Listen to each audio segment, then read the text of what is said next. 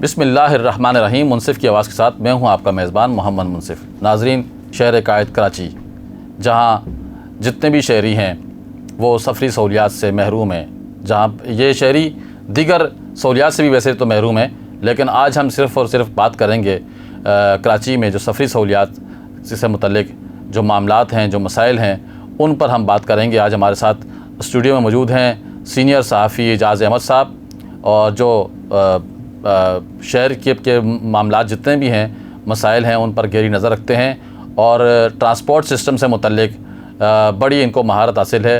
Transport के मसाइल और ट्रांसपोर्ट के जितने कवायद ज़ाबित हैं, उनके मामलात को ये रिपोर्ट भी करते रहते हैं। तो सबसे पहले एजाज़ अहमद साहब, आपका बहुत शुक्रिया, और हम आपको आज के इस प्रोग्राम के अंदर खुशामदीद कहते हैं। तो एजाज़ साहब, ये बताएँ कि जो आप तो काफ़ी अरसे से इस शहर के मसाइल देख रहे हैं, और बिलखुसूस ट्रांसपोर्ट का जो निज़ाम है वो दिन ब दिन बद से बदतर होता चला जा रहा है, तो ज़रा हमारे नाज़रीन को बताएं कि मसाइल आखिर हैं क्या और उन मसाइल का हल कैसे हो सकता है। सर, शुक्रिया मुंसिफ साहब, आपने मुझे इस मौजू पे बात करने के लिए बुलाया। बात दरअसल ये है कि कराची में तकरीबन कोई 15 साल पहले एक ट्रांसपोर्ट का एक मरबूत निज़ाम यहाँ मौजूद था।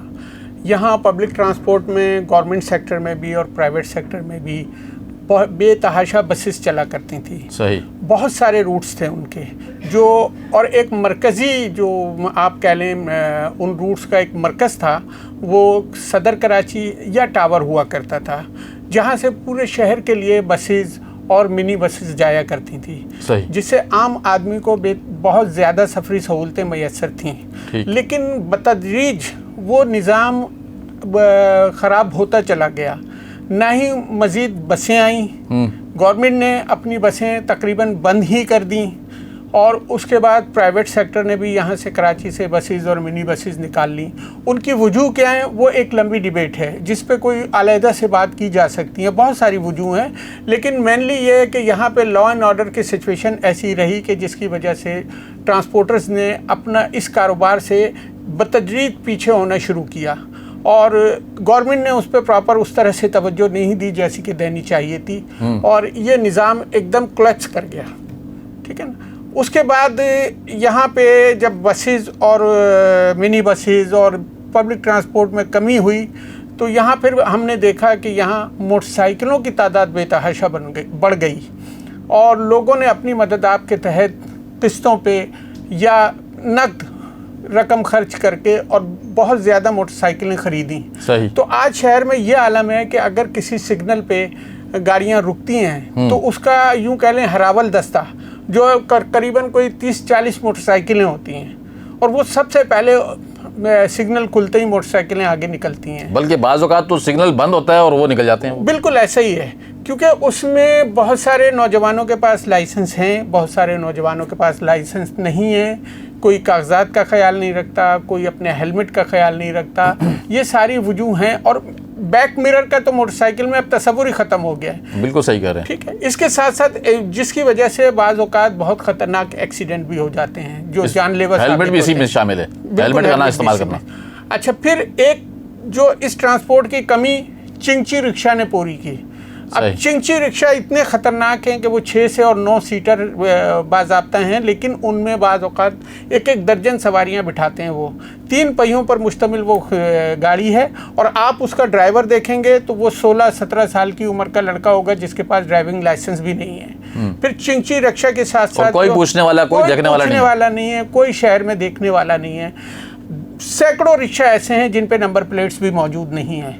तो ये हमारी इंतज़ामिया कहाँ सो रही है, ट्रैफिक पुलिस क्या कर रही है, और उनको वो नज़र नहीं आता कि एक बिल्कुल नौजवान लड़का जिसकी उम्र 14, 15, 16 साल की एज में वो ये चिंची रिक्शा चला रहा है या दीगर रिक्शा चला रहा है। उनको गाड़ी चलाने का कोई सेंस ही नहीं है। उन्हें ये सेंस नहीं है कि वो सड़क के चौथे ट्रैक में चलें, तीसरे ट्रैक में चलें या पहले ट्रैक में चलें। फास्ट ट्रैक पे चलना है, स्लो ट्रैक पे चलना है। ना फास्ट ट्रैक का उनको मालूम है, ना स्लो ट्रैक का मालूम है। बस वो आए हैं, उन्होंने रिक्शा निकाला, और वो एक तरह से लाइसेंस टू किल मिला हुआ है उन्हें भी। वो सड़क पे जिस तरफ चाहते हैं, जिस वक्त चाहते हैं, एकदम अचानक रिक्शा अपना मोड़ लेते हैं। उन्हें ट्रैफिक सेंस भी नहीं है। तो ये तो मसाइल अपनी जगह मौजूद हैं, लेकिन अगर यहाँ प्रॉपर पब्लिक ट्रांसपोर्ट का इंतज़ाम कर दिया जाए ख्वाह वो सरकारी सतह पे हो सही। या प्राइवेट सेक्टर की जानिब से हो, तो मैं समझता हूँ कि ये बतदरीज इनमें कमी आना शुरू हो जाएगी, इन रिक्शाज में भी और मोटरसाइकिलों में भी।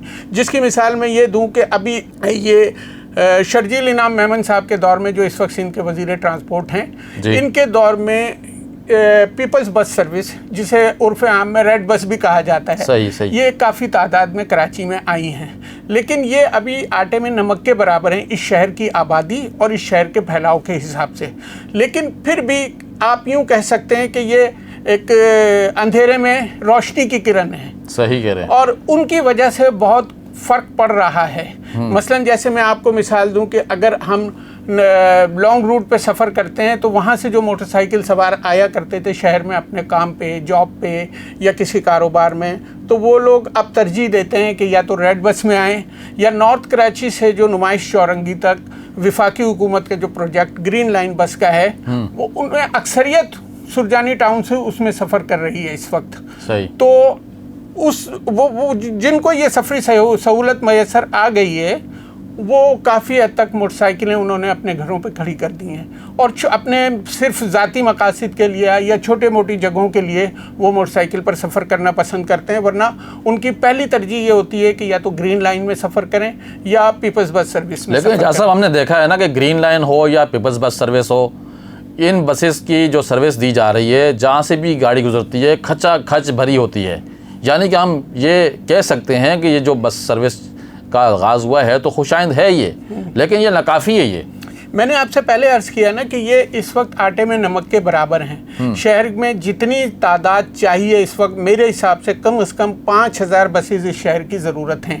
5000 कम से कम, इससे ज़्यादा हो सकती हैं, लेकिन एक अंदाज़ा है, मोहतात अंदाजे के मुताबिक अगर 5000 बसेज आएंगी शहर में तो वो इतनी काफ़ी। इस वक्त कितनी रन कर रही हैं बसें? कितनी बसें? तो चंद ग्रीन बसेज और पीपल्स बस को मिलाकर, दोनों को मिलाकर मैं समझता हूँ कि मुश्किल से 1000 से 1500 के दरमियान हैं इस वक्त। ग्रीन बसेज हों या पीपल्स बस सर्विस हो या पिंक बस सर्विस, जो एक अच्छा इकदाम है गवर्नमेंट का, जिसमें सिर्फ खातीन जो है सफ़र करती हैं, तो वो भी एक अच्छा इकदाम है। लेकिन उनकी तादाद सब मिलाकर के 1000 से 1500 के दरमियान है, जो बिल्कुल नाकाफ़ी है कराची शहर। एक और इलेक्ट्रिक बस भी चल रही है मेरे ख्याल से। इलेक्ट्रिक बस भी शामिल है, वो सारी इसी में शामिल है, पीपल्स बस सर्विस का हिस्सा है। 1200-1500 गाड़ियाँ सिर्फ 1000 से 1500 के दरमियान है। सही, ठीक है ना। और जो ये बिल्कुल इतनी तादाद नहीं है कि शहर की ज़रूरतों को पूरा कर सके।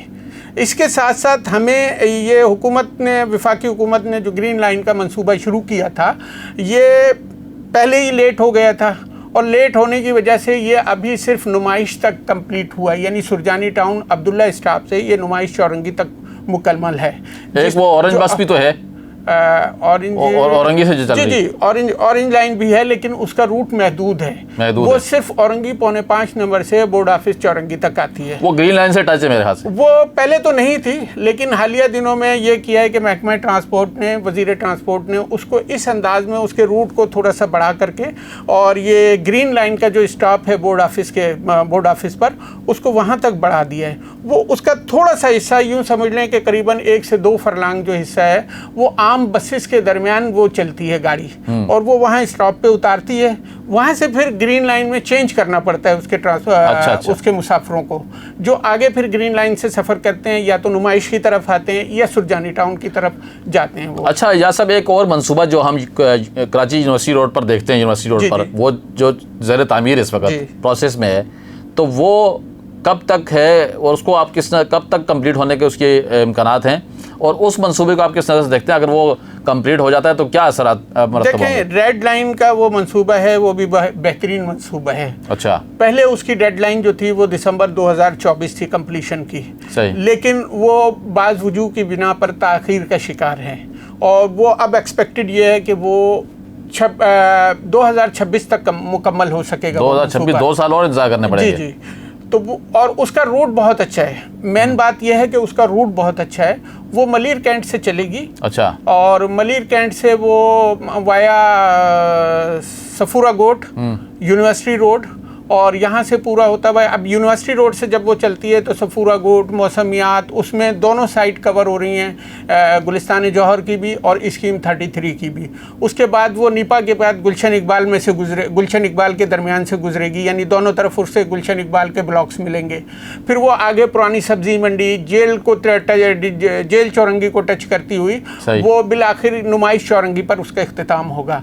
उस मंसूबे में अहम बात यह है कि उसके रूट पर करीबन 8-10 बड़े तालीमी इदारे हैं जिससे स्टूडेंट को खास तौर पे बहुत फायदा होगा। जैसे उसमें कराची यूनिवर्सिटी है और NED यूनिवर्सिटी है, सर सैयद यूनिवर्सिटी उसके करीब है और उर्दू यूनिवर्सिटी है, अल्लामा इकबाल ओपन है, अल्लामा इकबाल ओपन का दफ्तर है, दाऊद इंजीनियरिंग कॉलेज है, इस्लामिया कॉलेज है, ये सब जो हैं उसके रूट में। और इसके साथ सिविक सेंटर है, बिल्कुल आपने सही कहा। और इस तरह से बहुत सारे मतलब तालीमी इदारे उसकी उस रूट पर मौजूद हैं, जिसकी वजह से स्टूडेंट्स को और असातिज़ा को जो उन इदारों में जॉब्स करते हैं या जो वहाँ तालीम हासिल करने जाते हैं, उसकी वजह से उन्हें बहुत ज़्यादा फ़ायदा होगा मुस्तकबिल में। ताहम ये अभी इसमें कुछ वक्त लगेगा और जैसा मैंने कहा जो अभी मुझे इतलात मिली हैं वो 2026 के आखिर तक उसके मुकम्मल होने का इम्कान है। अच्छा इजाज़ साहब, एक और मसला ये है कि ये पीपल्स बस सर्विस हो या इलेक्ट्रिक बस हो या जैसे अभी आपने रेड लाइन का जिक्र किया, ये सारे के सारे मंसूबे कैंट से स्टार्ट हो रहे हैं और कैंट पे इख्तिताम हो रहे हैं जी। लेकिन हमने ये देखा है कि कराची का एक बहुत बड़ा रकबा है, बहुत बड़ा शहर है जहाँ पे हर तूर अर्ज़ में जो है कि आबादी वहाँ फैली हुई हैं और लोगों का आना जाना जो है मरकज़ की तरफ और आना जाना जो है कि वो आमदोरफ्त रहती है, 24 आवर्स तकरीबन रहती है।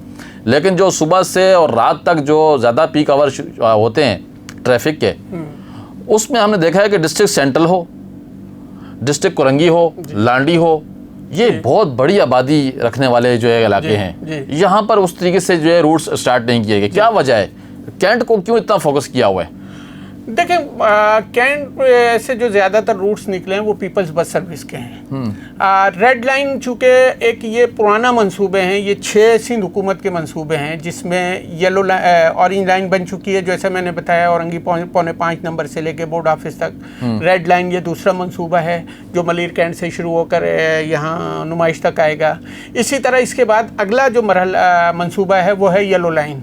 येलो लाइन जो है वहाँ से दाऊद चौरंगी से शुरू होगी, लांढी, कायदाबाद, दाऊद चौरंगी, वहाँ से होती हुई वो Landhi, Korangi industrial area, Qayyumabad, defence का कुछ हिस्सा, FTC फ्लाईओवर, वहाँ से शाहराह कायदीन से होने के बाद वो यहाँ इख्तिताम पजीर होगी नुमाइश चौरंगी पर। अच्छा। इसी तरह एक और मंसूबा है ब्लू लाइन का। ब्लू लाइन भी है? ब्लू लाइन है जो वहाँ से बहरिया टाउन से ओरिजिनल उसका जो शुरू का स्टॉप है वो स्टार्टिंग पॉइंट है वो बहरिया टाउन है। अच्छा। अगर उस मंसूबे पे अमल हो जाता है तो वो भी एक बहुत बड़े एरिया को कवर करेगा जो बहरिया टाउन से शुरू होगा और हाईवे से होता हुआ सोराब गोट और फेडरल बी एरिया, लियाकताबाद, तीन हट्टी और जहांगीर रोड से होता हुआ, गुरु मंदिर से होता हुआ वो भी नुमाइश पे चौरंगी पर इख्तिताम पजीर होगा।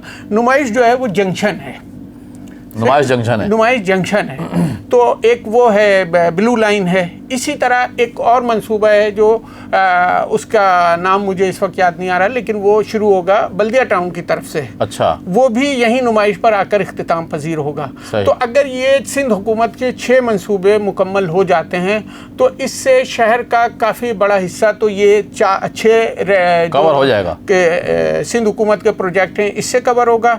और चूँकि मैंने जैसे बताया ग्रीन लाइन जो वफाकी हुकूमत का मंसूबा था वो चूँकि सुरजानी टाउन से आ रहा है तो सुरजानी टाउन, नॉर्थ कराची और नॉर्थ नाज़माबाद और गुलबहार और गुरु मंदिर से होता हुआ वो अभी नुमाइश तक आया है। लेकिन उसका असल जो एंडिंग पॉइंट है वो है म्यूनसिपल पार्क साबरी निहारी जिसे हम उर्फ में कहते हैं, जामा किलात के पास। सही। वो उसका आखिरी स्टॉप वो है लेकिन वो अभी तक कंप्लीट नहीं हो सका है। इस बारे में जो मेरी इतलात हैं, जो मेरी मुख्तलिफ ऑफिशियल से बात हुई हैं, पहले वो विफाक के पास था और वो उसका इंतज़ाम देख रहा है SIDL यानी सिंध इंफ्रास्ट्रक्चर डेवलपमेंट कॉरपोरेशन। सही। या कंपनी, ठीक है ना, SIDCL अच्छा, इसके साथ ही जो है कि ये बहुत अच्छी आपने बातें की हैं और उम्मीद करते हैं और हम दुआ भी करते हैं कि ये जो जितने भी मंसूबे हैं पब्लिक ट्रांसपोर्ट के लिए जल्द अज जल्द मुकम्मल हो जाएं। लेकिन इसके साथ साथ हम ये बात करेंगे ज़रा कि सर्कुलर रेलवे जो स्टार्ट की गई थी माजी करीब में ही, वो दोबारा से मेरे ख्याल से बंद हो गई है। किसी को पता नहीं है, मेरे को तो कम से कम इसका इल्म नहीं है कि वो चल रही है नहीं चल रही। देखें, वो सर्कुलर रेलवे हम उसे नहीं कह सकते। सर्कुलर रेलवे का जो हमारे बचपन में, मैं चूंकि इसी शहर में पैदा हुआ, आप भी यहीं पैदा हुए हैं, हम यहीं पले बड़े हैं, जो हमने देखा है सर्कुलर रेलवे जो होती थी वो सिटी स्टेशन से चलती थी और जनाब अली माड़ीपुर रोड से और साइट एरिया से होती हुई और नाज़िमाबाद और जनाब लियाकताबाद, और वो एक सर्कल बना हुआ था शहर को सारे जगह से वो मतलब वो कवर करता हुआ, और वो ड्रिग रोड या ड्रिग कॉलोनी स्टेशन पे जाके एंड होता था। एक्चुअल सर्कुलर रेलवे का प्रोजेक्ट वो है। इन्होंने अभी सर्कुलर रेलवे के नाम पे जो ट्रेन चलाई थी वो सिटी स्टेशन से धाबेजी चलाई थी, जो कि मेन रेलवे ट्रैक पर चल रही है। तो आप उसे सर्कुलर रेलवे नहीं कह सकते। हाँ, वो जरूर कह सकते हैं कि वो एक लोकल ट्रेन थी। हम तो कहें या ना कहें एजाज साहब, बात ये है कि हुकूमत ने, इसका मतलब है अवाम के, कौम की आंखों में धूल झोंकी, बिल्कुल, और सर्कुलर रेलवे का नाम देकर चला दिया और वो भी बंद हो गई है। हाँ, वो चली नहीं गई वो। हाँ, इसलिए कि वो उस वक्त पहले दौर में यहाँ पे लोकल ट्रेन चला करती थी। तो सर्कुलर रेलवे का जो है कि कोई मंसूबा है, पेंडिंग में है, पाइपलाइन में है, चलेगा नहीं चलेगा, क्या सर्कुलर होगा? रेलवे की बदकिस्मती ये है कि ना तो उसे ये मुकम्मल तौर पे ख़त्म कर रहे हैं और ना उसे स्टार्ट कर रहे हैं। वो एक हवा में मुअल्लक मंसूबा है। जब कोई सियासी वजूह की बिना पर अचानक एक शोशा छोड़ दिया जाता है कि सर्कुलर रेलवे बनने जा रही है, सर्कुलर रेलवे बनने जा रही है, लोग खुश हो जाते हैं, अवाम को एक उम्मीदें वाबस्ता हो जाती हैं। लेकिन फिर कुछ अरसे बाद पता चलता है कि वो मंसूबा सर्द खाने की नज़र चला गया। लेकिन अभी तक ना उसे मुकम्मल तौर पर इन्होंने ख़त्म करने का ऐलान किया है हुकूमत ने, और ना उसे प्रॉपर तरीके से स्टार्ट करने का ऐलान किया है। तो उसकी तो ये पोजीशन है इस वक्त। तो ये है नाज़रीन मेरे शहर के मसाइल। शहर कायद में रहते बसते जागते हैं, चलते फिरते हैं, लेकिन सफरी सहूलियात से मुकम्मल तौर पर महरूम हैं। और ये सर्कुलर रेलवे जैसी सहूलत हमारे लिए एक ख्वाब बन के रह गया है। और गुज़श्ता साल जो है कि कमिश्नर साहब ने एक आके कौम को खुशखबरी दी कि यहाँ पर चेयर लिफ्ट लगाएंगे हम। तो सुनहरे बाग तो दिखाए जाते हैं, लेकिन इम्प्लीमेंट यानी कि अमल दरामद नहीं हो पाता। हम उम्मीद करते हैं कि सिंध गवर्नमेंट और वफाकी हुकूमत कराची जैसे बड़े शहर में सफरी सहूलियात के लिए तरजीह बुनियादों पर कोई मंसूबे स्टार्ट करेंगे और उनको जल्द अज जल्द पाए तकमील तक भी पहुँचाएँगे। नाज़रीन, इसी तरह के दिलचस्प तबसरे, ख़बरें, ब्रेकिंग न्यूज़ आप तक हम पहुँचाते रहेंगे। आपसे सिर्फ दरख्वास्त है कि हमारे चैनल को सब्सक्राइब कीजिए, बेल आइकॉन को प्रेस कीजिए, कमेंट्स बॉक्स के अंदर अपनी तजावीज़, मशवरे और तामीरी तनकीद करना मत भूलिएगा, ताकि हम बेहतर से बेहतर वीडियोज़ आप तक पहुँचा सकें। नाज़रीन, अपना और अपने प्यारों का ख्याल रखिएगा। आइंदा प्रोग्राम तक आपसे इजाज़त चाहेंगे। तब तक के लिए अल्लाह नेगेबान।